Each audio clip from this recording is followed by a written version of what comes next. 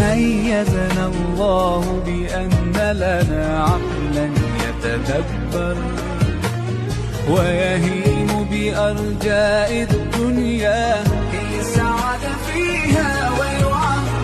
أولست ترى الإنسان بها دوما يتغير؟